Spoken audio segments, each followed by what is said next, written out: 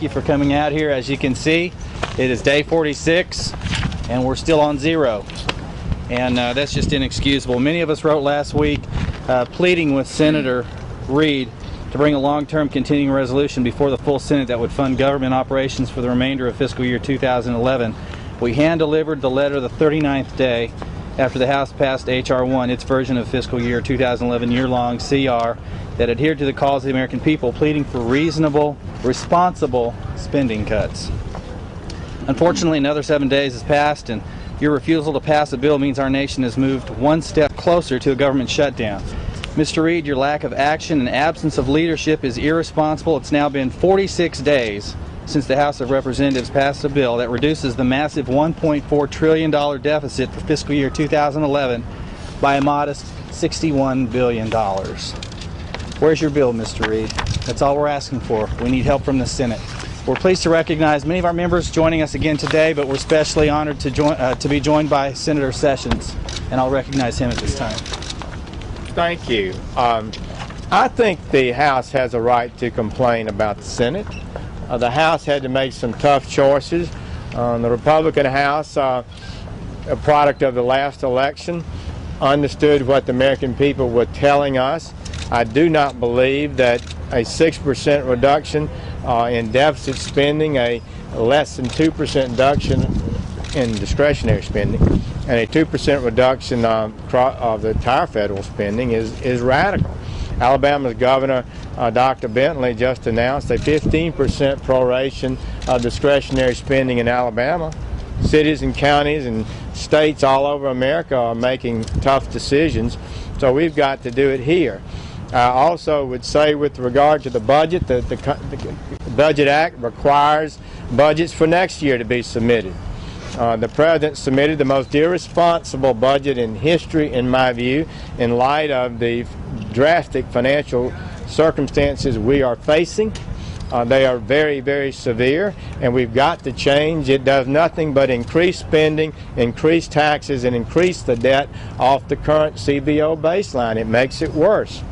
The House has submitted the most responsible budget in the history of our country. This is a serious attempt to deal with deep systemic problems, demographic problems. And they've stood up and they've produced something, and I think we'll soon pass it through the House. And we've received nothing from the Senate. We don't even have a hearing date for a markup of a budget in the Senate, and we didn't pass a budget last year. So I just would say that I know the difficulties. I respect my colleagues in the Senate, but I think the House has a right to challenge the Senate to do its part. And I thank you for standing up and saying to the American people that real change is necessary. Thank you. Thank you, Senator. As you can see, our base of support is growing. Things are pretty busy in the House, but we found time for members to come out and address this because they're concerned about it and they're responsive to their constituents. With that, I want to introduce the gentleman from Tennessee, Stephen Fincher. Thank you, Rick. Thank you, Rick, for leading this charge. We are glad to support him in our efforts of moving the country forward. You know, we don't need to forget why we're here today, why the Senate hasn't acted. The Democrats punted on this last year. They never passed a budget. Now we stand here today on the eve of a government shutdown because Harry Reid won't take care of business in the Senate. There's no excuse. We have offered solution after solution after solution to move the country forward, and he's more concerned about politics. He needs to go down to the White House, talk to President Obama. They need to get a solution, come back to us. We were, in November, a message was sent loud and clear from the American public. We are not happy with what is going on in Washington and the direction that Nancy Pelosi and Harry Reid and President Obama are sending. So if President Obama will stop taking golfing trips and vacations and focus on America's future, our children and grandchildren, and let's start moving in a direction of fiscal accountability and transparency, we owe this to the American public. We're not sent up here to go along and compromise. We're sent up here to lead, and that's what we're going to do. So Senator Reid, please show us your hand. Maybe he doesn't have the votes to pass anything. We have no choice but to speculate. Just show us your hand, give us something to work with, and we'll try to do that. But do not blame this on the Republicans, because we have tried over and over and over again, and Senator Reid, it's your responsibility to take this up. Thank you. Thank you, Stephen. Last week we sent the letter out with a little more than 30 signatures. The follow-up, which we delivered today, has over 80 signatures, not only freshmen but senior members. I want to recognize one of our freshmen that's joining us again today, the gentleman from Missouri, Billy Long. Thank you, Rick. And thank you for putting this on every day. And if you notice today, we're not on the steps of the Senate where we like to hold this, but we've been informed that we cannot hold these on the steps of the Senate anymore. So we've been moved to this point. Next week we'll probably be out in the corner and then off the property altogether. So there's 2 or 3 things real seriously I want to point out to you. This is not 1995. In 1995 the Department of Defense had been funded. This year it's not been funded. If Harry Reid and President Cellophane decide that they're going to shut down the government strictly for political reasons so they can blame it on the Republicans, the troops will not be paid. Now, we're in 3 wars, at least when I went to bed last night. We might have been in 4 this morning, I'm not sure. But we're fighting 3 wars, and we're not going to pay the troops if the Democrats shut down the government. Here's what we're asking them to do. We're asking them to cut 3.8% off of a deficit of $1.6 trillion. 3.8%, if I would have gone to the home builders in my district 5 years ago when they were doing well, said you all need to take a 3.8% cut next year, they would have said, oh no, we can't ever do that. Today they're no longer home builders, they're out of business, they've lost their homes, they're cleaning carpet, they're installing cable TV. They would have loved that deal. To tell us that 3.8% is draconic, is that what they call it, and extreme, is a little bit ridiculous. Yesterday, President Cellophane, Mr. Cellophane as I call him because he's like Mr. Cellophane in Chicago, he's been invisible. But he couldn't wait to beat it to a microphone to get there before John Boehner did after they had their meeting at the White House to come out and tell us that we need to act like adults. And I don't know where you grew up, but where I grew up, the adults in my neighborhood did not spend 42% more than they took in every year. And that's what the government's doing. We're spending 42% more than we took in. The Senate needs to get serious, and Mr. Cellophane needs to come to the table and get serious and quit telling us we need to act like adults. We need a little adult leadership in the White House. Thank you, Billy. I want to recognize the gentleman from South Carolina, Mr. Jeff Duncan. Thanks, Rick. And it's hard to follow a fellow auctioneer like Billy Long, but you know, all across this great land, moms and dads, husbands and wives are sitting at the kitchen table. They're sharpening their pencil, and they're trying to make the ends meet. The House majority has passed a spending plan to fund government through the end of this fiscal year. The Senate has failed to ask.